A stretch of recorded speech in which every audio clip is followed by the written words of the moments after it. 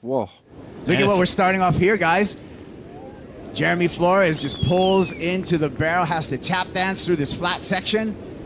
Looking for the oncoming section, launches it, can he go complete? And that's a nice start for Flores. But look at this one. Meanwhile, Jeremy, Pete.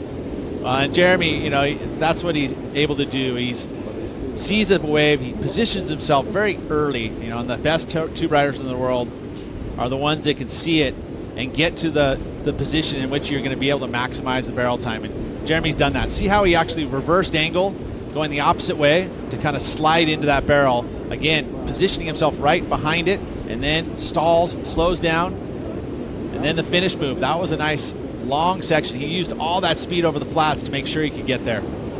Great barrel. Behind him, Kanoa Igarashi, looking quick on his sharp eye surfboard as well, slicing through.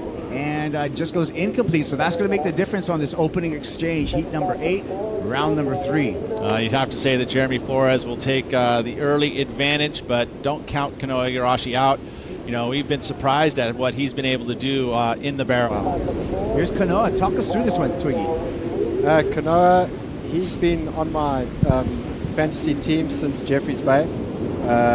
Saw him surf there. I think that's the best that I've seen him in any of the events. Even within a month, you're going to get 3 or 4 20-foot days. So it really prepares you for the season.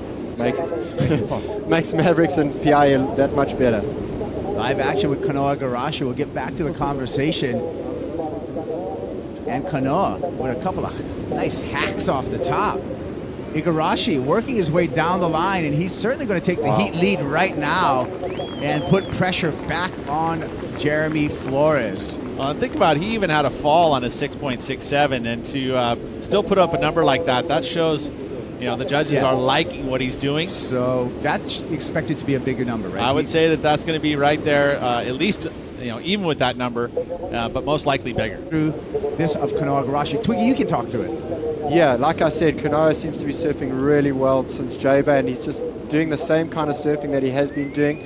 Really neat surfing, but with that flair added to it. And we've seen the last maneuver here, kicks that tail, shows that point of difference, and just beautiful surfing, beautiful clean surfing.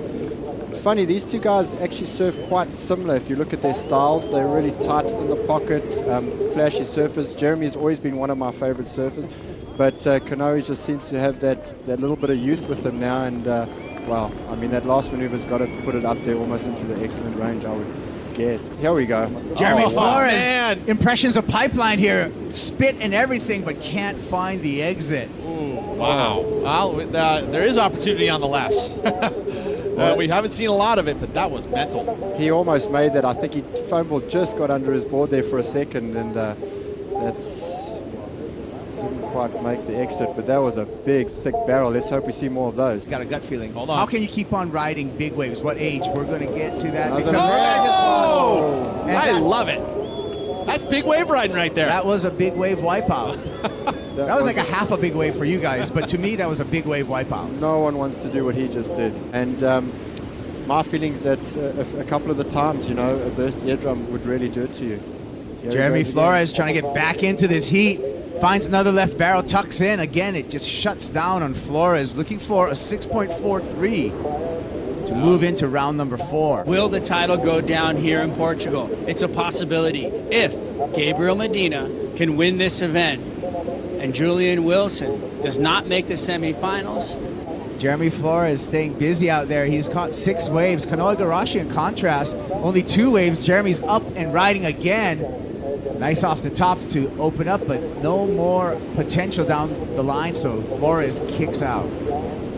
Jeremy doesn't need a big score. Maybe that's a good idea there to kind of look for something on the inside under priority, and I mean, you know, 3 big turns should see him get the score. I was going to say, it seemed like he was dirty on himself for missing that opportunity. Twiggy, this happened during the recap.